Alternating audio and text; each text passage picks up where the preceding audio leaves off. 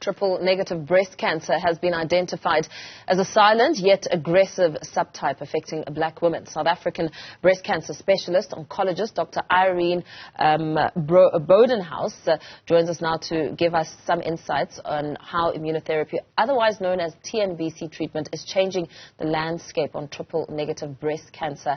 Thank you so much for rejoining us. I hope that the audio will be easier to listen to now. You were trying to explain the differences between breast cancer as well as triple-negative breast cancer. What stands out?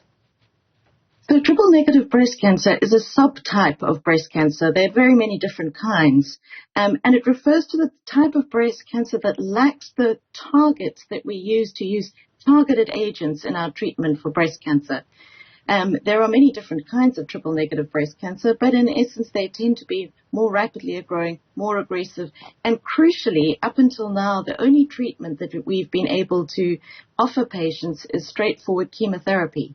But recently, our armamentarium has expanded to include immunotherapy, the wonderful idea of actually stimulating a person's own immune system to fight off their own cancer. So let's talk a little bit about the disproportionate impact. What are some of the most alarming aspects of TNBC? Well, TNBC is an aggressive subtype of breast cancer, and it's one of those that does tend to affect young women in the main. This can be very difficult because young women aren't expecting to get breast cancer, and then when they do, they get a rapidly growing one, which comes upon them quite quickly. As you've alluded to earlier, it does attack our black sisters, often in a greater proportion than our white sisters. And these are precisely the kind of people who are not attuned to thinking that they might get breast cancer, as in the past it's not been something that's affected our black sisters as much. And why is that? Yeah, there are many different reasons. Some of it is genetic. Some of it is definitely lifestyle. And our modern lifestyle, unfortunately, does lead us to get cancer more than it used to in the past. Some reasons, of course, are good reasons.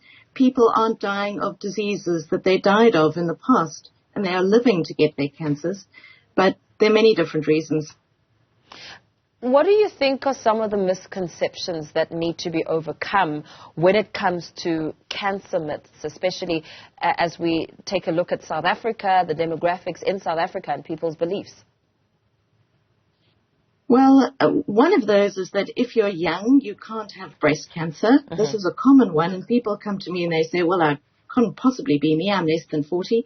Or alternatively, it can't be me, my parents never had it, it wasn't in my family. Then again, some of my non-white sisters come and say, but this is a white person's disease, I can't possibly have it.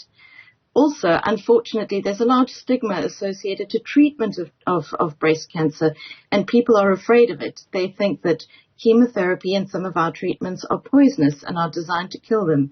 It's not that at all.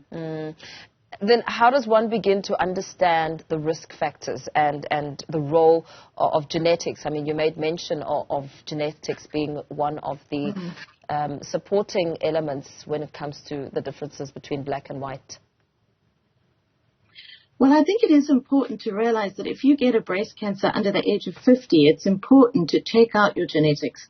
Such young women can often have a mutation in their underlying genes that allows for particular targeted treatment of that genetic abnormality. But the most important thing, before we even get into such specifics, is to come to your doctor and just actually be aware of the fact that it could be you. I don't want to scare people, and 9 out of 10 breast lumps are not cancerous. But if you come along and just have it checked out, it could be something that saves your life. Yeah. We've just come out of Breast Cancer Awareness Month, and a lot of the call has been to get yourself screened. What should people be looking out for?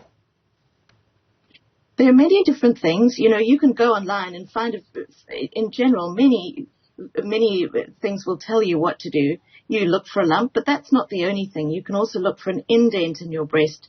A change in the shape of your breast or your nipple, and a blood-stained discharge is common. Anything that lasts beyond half a cycle of your period is worth getting checked out. So 2 weeks or more. Very well. Thank you so much for your time there. South African breast cancer specialist oncologist Dr. Irene Boeddinghaus there, giving us a breakdown of the triple negative breast cancer, the impact that has on black women.